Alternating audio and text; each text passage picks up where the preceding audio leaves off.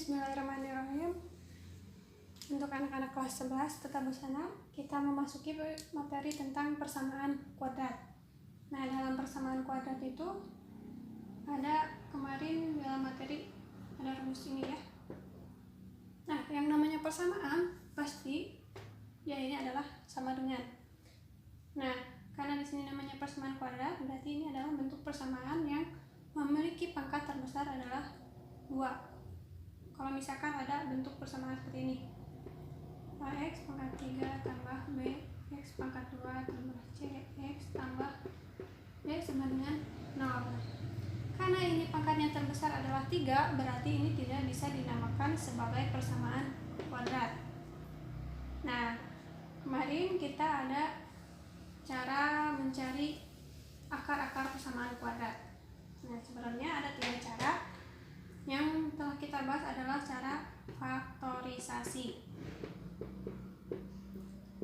Nah, untuk mencari akar-akar persamaan kuadrat dengan cara faktorisasi, ada ketentuannya. Yang pertama, kita ibaratkan akar-akar yang kita cari adalah X1 dan X2.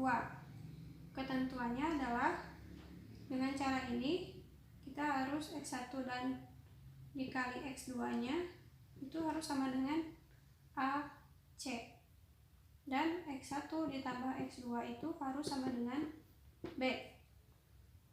Nah, dilihat dari rumus ini, berarti yang namanya A itu adalah angka di depan X yang memiliki pangkat, dan C adalah angka terakhir yang tidak memiliki variabel X atau variabel lain, dan B adalah angka yang berdampingan dengan X yang tanpa pangkat. Oke, kita bahas yang soal kemarin dengan cara faktorisasi. Soal yang pertama adalah X kuadrat negatif 7X tambah 6 sama dengan 0. Nah, untuk mencari akar-akar yang sesuai ketentuan faktorisasi, berarti kita harus identifikasi dulu berapa nilai A, B, sama C. Nilai A dari persamaan ini adalah angka yang di depan X kuadrat. Karena ini tidak ditulis, berarti sama dengan 1. B sama dengan B itu yang berdampingan dengan X yang tidak ada pangkatnya, berarti 7. Nah, untuk hal ini 7 itu tidak hanya angka 7-nya saja yang ditulis, karena di depannya ada negatif, berarti tulisnya negatif 7. Nah, kenapa ini 1? Karena di depannya tidak ada tanda negatif. Selanjutnya C itu sama dengan, karena ini positif, berarti tinggal tulis saja 6. Berarti X1 dan dikali X2-nya itu harus sama dengan AC. A-nya adalah 1, C-nya adalah 6, berarti 1 kali 6 sama dengan 6. Terus X1 ditambah X2-nya itu harus sama dengan negatif 7 atau B. Nah, angka berapa saja yang dikalikan sama dengan 6? Yang pertama ada 1 dan 6, atau 2 dan 3. Ini bisa dibalik-balik ya. Nah, angka yang sama dari angka-angka ini yang dijumlahkan bisa negatif 7.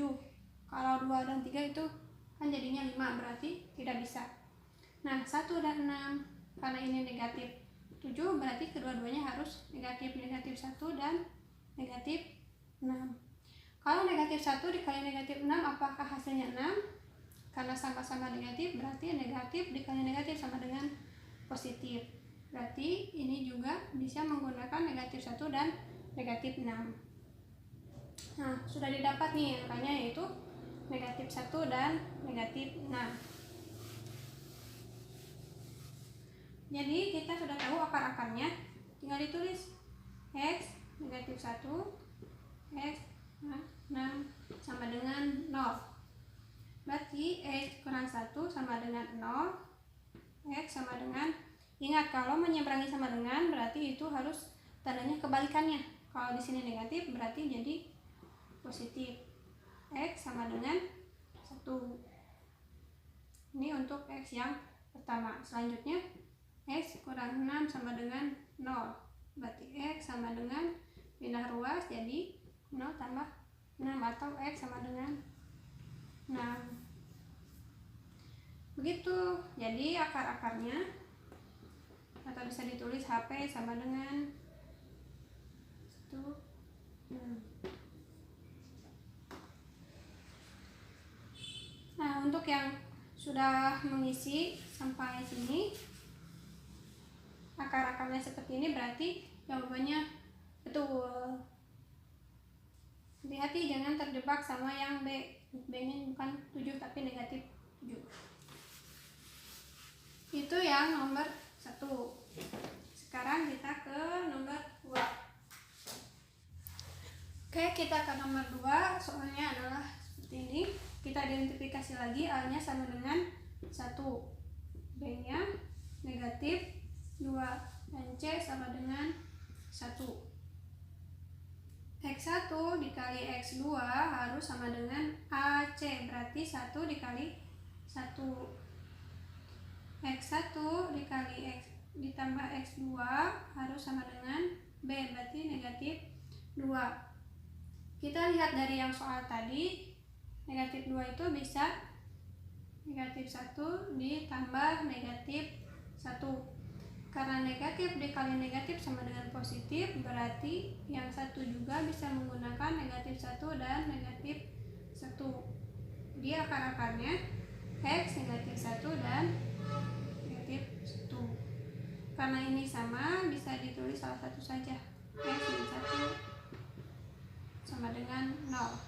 X sama dengan pindah ruas jadi positif.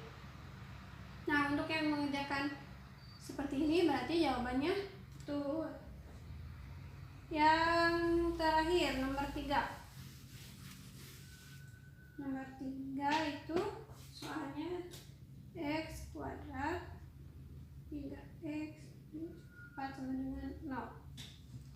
A-nya sama dengan 1, B-nya 3, dan C sama dengan negatif,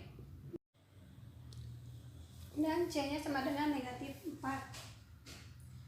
Nah, X1 dikali X2 itu harus sama dengan AC, berarti 1 dikali negatif 4 sama dengan negatif 4. X1 ditambah X2 harus sama dengan B, berarti sama dengan 3. Nah, angka-angka yang dikalikan harus jadi negatif 4 itu bisa negatif 1 dikali 4 atau negatif 4 dikali 1, bisa juga negatif 2 dikali 2.